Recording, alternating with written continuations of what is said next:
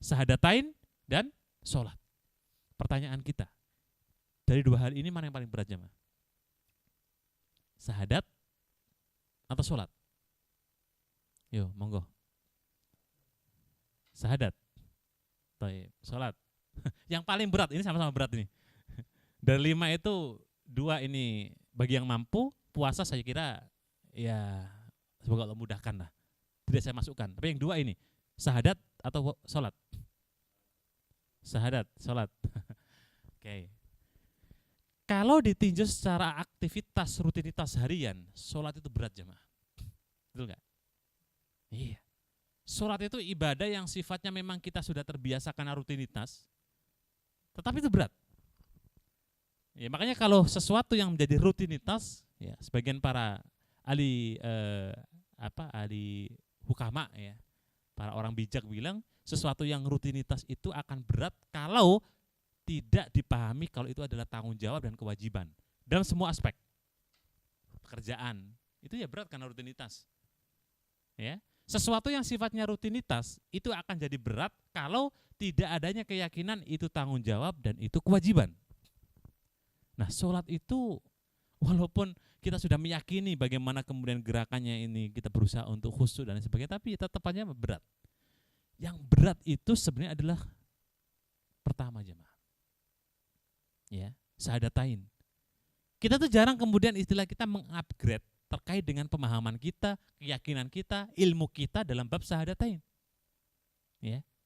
Ya contoh dalam bab tauhid lah. Kajian-kajian bab tauhid, masya Allah jamaah, ini kitab Tauhid Muyassar ini kan kitab yang sangat, ya kita bilang ya, kumpulan yang sangat ringkas gitu kan. Ada dalam kitab tauhid, mungkin kitab tauhid Syekh Muhammad bin Abdul Wahab rahimahullahu taala, ada kitab tauhid Aqidah Wasitiyah, ada kitab tauhid Aqidah Tahawiyah, ya. Kitab tauhid yang lain jauh lebih besar, pembahasan-pembahasannya lebih detail, lebih dakik. Sampai dalam bab masalah kemudian kita bermuamalah, dalam bab bagaimana kita kemudian berinteraksi, dalam bab kita bermasyarakat, dalam bab kita beribadah, di situ ada tauhid yang disusupkan atau dimasukkan di situ. Ya. Makanya oleh karena itu tadi kita bahas di awal bahwa salah satu di antara fawaid yang sangat penting adalah la tasihhu jami'ul a'mal. Maka tidak benar semua amal kita tanpa adanya tauhid uluhiyah. Oleh karena itu, syahadatain dengan sholat, maka syahadatain itu sebenarnya hakikatnya itu jauh lebih berat jemaah. Kenapa? Salah satunya adalah karena kita tidak sadar bahwa syahadatain itu juga perlu kita kuatkan, perlu kita kemudian asah, perlu kita kemudian pelajari, perlu kita pertajam lagi, perlu kita pemahamannya dikuatkan, keyakinannya diilmui. Itu jarang mungkin kita mengupdate secara secara khusus bagaimana kemudian syahadat kita atau syahadatain. Bab masalah tatoyur, beranggapan sial dengan sesuatu benda itu kan tanpa kita sadari jemaah. Di masyarakat ada orang misalnya ular gitu ya, ular masuk rumah. Keyakinan orang, wah ini akan ada musibah, ini akan ada bala, ini akan ada malapetaka. Padahal nggak ada hubungannya, ya. Ya mungkin kalau ularnya itu adalah jelmaan jin, ya karena jin masuk rumah. Tapi nggak ada hubungannya ketika ular apapun masuk ke rumah kemudian ada bala, ada musibah dan lain sebagainya. Atau mungkin yang sangat populer barangkali adalah ketika kupu-kupu, ya kan? Ketika kupu-kupu masuk ke rumah kita ada apa? Yang kita tahu ada tamu, ya. Yang seakan-akan ini kemudian menjadi sebuah keyakinan kalau ada kupu-kupu masuk, oh ntar lagi ada tamu. Padahal nggak ada hubungannya. Nah hal-hal seperti ini kan perlu kita pelajari terkait dengan nilai tauhid secara detail rinciannya dan lain sebagainya, ya. Maka kita katakan ya sama-sama berat syahadatain dengan sholat, tetapi syahadat itu berat karena kita jarang kemudian melihat dari sisi kemudian harus kita pelajari, kita pertajam lagi, kita perdalam lagi, itu jarang, ya. Nah, baik, maka di poin yang pertama tauhidu a'dhamu arkanil Islam. Jadi tauhid itu termasuk di antara rukun Islam yang paling agung, yang paling mulia, ya. Baik, fa'akbaru, dan sesuatu yang paling besar, ya, penopang Islam itu adalah tauhid, ya. Wala yumkinu lil mar'a aydkhul fil Islam illa idza syahida bit tauhid, ya. Tidak akan kemudian seseorang itu dikatakan masuk ke dalam agama Islam melainkan dia dengan syahadat terlebih dahulu. Ya, fa aqarra bil ubudiyyati lillahi wa nafaha amma siwahu, ya, dan dia meyakini, mengikrarkan terkait dengan tauhid ubudiyah, ibadah itu hanya kepada Allah, dan menafikan semua ibadah selain pada Allah Subhanahu wa taala. Meniadakan, tidak ada yang namanya ibadah kepada patung, tidak ada yang namanya ibadah kepada tempat-tempat angker, tidak ada yang namanya minta kepada orang mati, minta pada wali, minta pada orang-orang yang sudah meninggal, itu tidak ada. Nah, itu bagian daripada apa? Akidah yang harus kita tanamkan. Faqala Nabiyyu sallallahu alaihi wasallam, "Buniyal Islamu ala khamsin." Ya, salah satu di antara hadis terdapat dalam Sahih Bukhari dan Sahih Muslim. Nabi kita bersabda, Islam itu dibangun di atas 5 pondasi yang paling utama. Pertama adalah syahadatu alla ilaha illallah, persaksian bahwa tidak ada Tuhan yang berhak disembah kecuali Allah, wa anna Muhammadan Rasulullah, dan kita bersaksi bahwa Muhammad adalah utusan Allah. Wa iqamis shalah wa ita'iz zakah wa shamir ramadhana wa hajjil bait, ya. Jadi yang kedua adalah menunaikan salat, menunaikan zakat, puasa di bulan Ramadan, dan haji di Baitul Mukarram. Taib, maka argumentasi yang dibangun oleh para ulama terkait dengan ini yang menjadi prinsip jamaah sekalian adalah harus kita yakini bahwa tauhid adalah sesuatu yang paling agung dan dia bagian daripada rukun Islam. Tapi yang kedua jamaah sekalian, at-tauhidu ahamul muhimmat wa awal wajibat. Ya, tauhid itu adalah sesuatu yang paling penting di antara yang paling penting dan yang paling awal di antara bentuk kewajiban. Ya, jadi ya kalau ada yang penting, ada yang muhim, nah tauhid itu sesuatu yang paling penting daripada yang terpenting. Artinya apa? Prioritas kita untuk mengenal tauhid, untuk belajar tauhid itu lebih apa? Lebih diutamakan gitu. Lebih didahulukan. Karena dia adalah ahamul muhimmat wa awal wajibat. Sesuatu yang paling penting dan perkara yang paling utama dan paling wajib. Ya, enggak ada yang lain. Ya, kalau ada istilah kalau makan itu untuk jasad, makan itu untuk kemudian jasmani, agar kita punya fisik yang benar sehat, maka hati kita itu butuh jamaah sekalian, yang dimana itu adalah kebutuhan kita terkait dengan tauhid. Sehingga kemudian ruh ibadah itu nampak. Ya, makanya panjenengan bisa lihat bagaimana kemudian ketika orang itu tauhidnya baik, ya, tauhidnya bagus, itu ibadahnya insya Allah ya bagus. Coba kita amati, kita perhatikan kanan kiri kita. Kalau ada orang yang punya tauhid yang baik, ya, insya Allah pertama ibadahnya baik dengan cabang-cabangnya, muamalahnya baik dengan aktivitas-aktivitasnya, akhlaknya baik dengan tindak tanduk di masyarakatnya, dan lisannya pun terjaga dengan perkataan-perkataannya. Dari sebab tauhid itu bisa merubah dari sisi bicara, perbuatan, tingkah laku, adab, attitude, sopan santun, apalagi semua jemaah. Maka berarti kalau ini kita balik gitu ya. Ada orang yang lisannya ini tidak pernah lepas dari ghibah, naudzubillah. Amalnya tidak pernah lepas dari maksiat, naudzubillah. Ya, ibadahnya pun juga tidak pernah, ya bisa dikatakan tauhidnya pun demikian gitu. Ya, sehingga tauhid itu menjadi usul, ya. Tadi sebagaimana kita katakan oleh beliau rahimahullah taala, menjadi usul, menjadi pondasi dalam bab semua amal. Ya, amal ibadah, amal muamalah, amal sosial, berinteraksi, al-kalam, al-qalb, tazkiyatun nufus, semua jemaah. Ya, oleh karena itu, semakin kita pertajam lagi terkait dengan pelajaran tauhid, insya Allah akan semakin baik lagi ibadah kita. Wallahu a'lam bishawab. Ya, demikian barangkali yang dapat kita bagikan. Semoga yang sedikit ini memberikan manfaat untuk kita semua dan bisa kita amalkan dalam kehidupan kita dan kita praktikkan, ya, dan kita dakwahkan sehingga menjadi al-ilmu yuntafa'u bihi. Wallahu a'lam bishawab. Mungkin ada yang mau disampaikan atau tanyakan? Monggo, barangkali.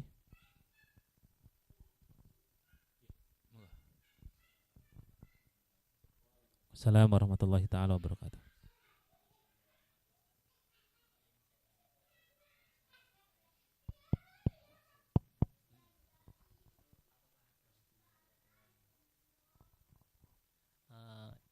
Yang ingin saya tanyakan masalah tawasul.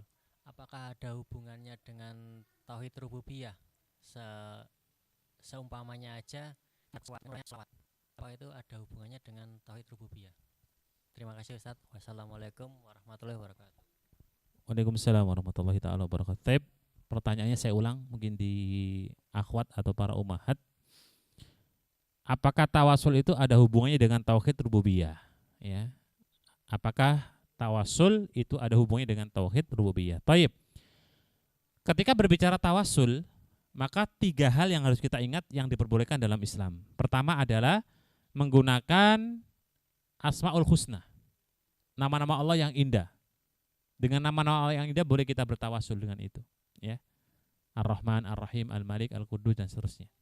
Yang kedua, tawasul dengan doa kepada orang soleh yang masih hidup. Misalnya ada Ustadz, tolong dong doakan saya biar sehat, biar menghafalnya mudah, biar diberikan keistiqomahan. Monggo silakan. Yang ketiga, tawasul dengan amal soleh yang kita punya masing-masing. Misalnya kita punya amal, ya anggaplah ini amal yang istimewa gitu ya. Kita pakai di hadapan Allah untuk tawasul. Ya Allah, jika memang dengan amalku ini Engkau terima, berikan aku kesehatan, berikan aku kemudahan ini.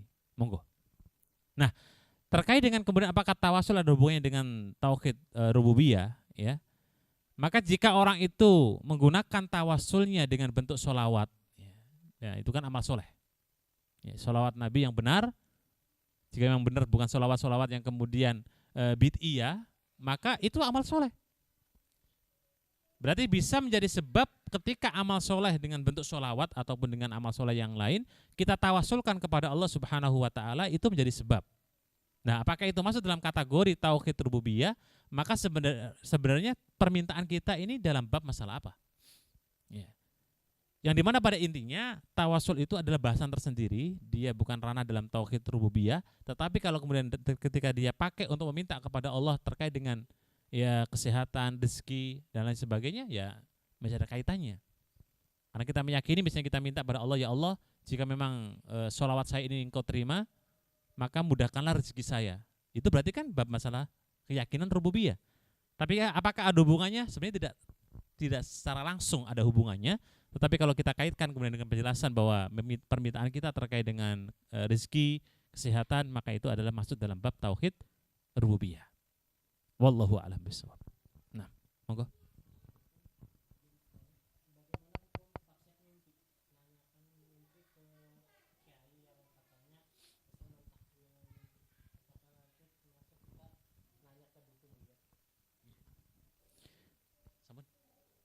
Udah. Ya, jazakallah khair. Pertanyaannya saya ulang.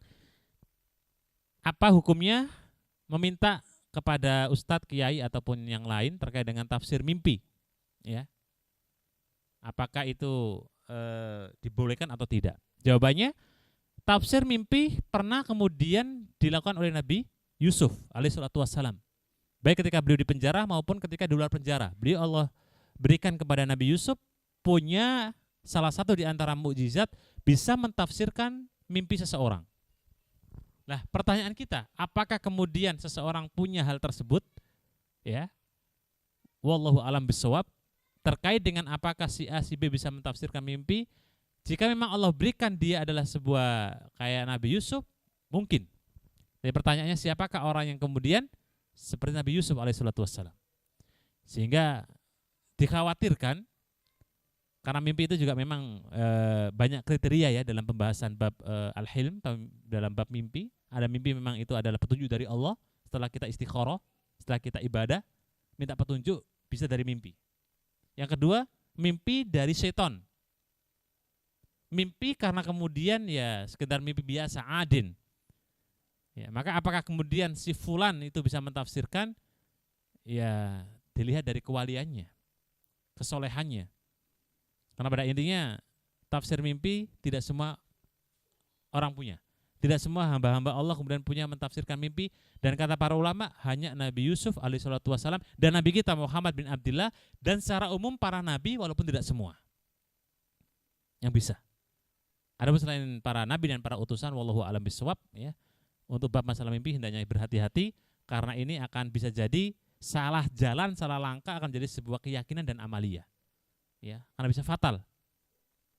Karena apa yang kita mimpikan, ya kalau memang setelah kita berupaya untuk mencari petunjuk, setelah kita berikhtiar agar mendapatkan kebaikan, berdoa, istikharah, itu bisa dari keyakinan, bisa dari kemudian mimpi, atau petunjuk dari Allah Subhanahu wa taala dengan bentuk mungkin di masyarakat, di lapangan dan sebagainya. Ya maka jawabannya Allah alam bisawab ya. Ya maka jika itu adalah kategorinya seorang yang memang wali ya bisa, tapi kalau tidak maka tidak. Maka saya sarankan untuk hati-hati ya, jangan bermudah-mudah dalam kemudian meminta kepada si orang siapapun dia, mau ustadz, kiai ataupun orang yang dianggap ya pintar ataupun yang lain. Ya untuk bab masalah ini hati-hati karena ini punya potensi untuk dijerumuskan oleh syaitan. Wallahu a'lam bishawab. Ada lagi barangkali? Kalau dianggap cukup kita cukupkan. Demikian kita tutup dengan doa kafaratul majlis.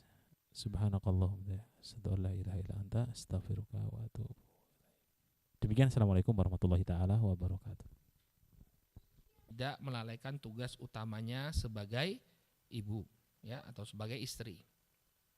Kemudian yang kedua ya, dia bekerja di pekerjaan yang sesuai untuk wanita, bukan pekerjaan-pekerjaan yang tidak sesuai dengan fitrahnya.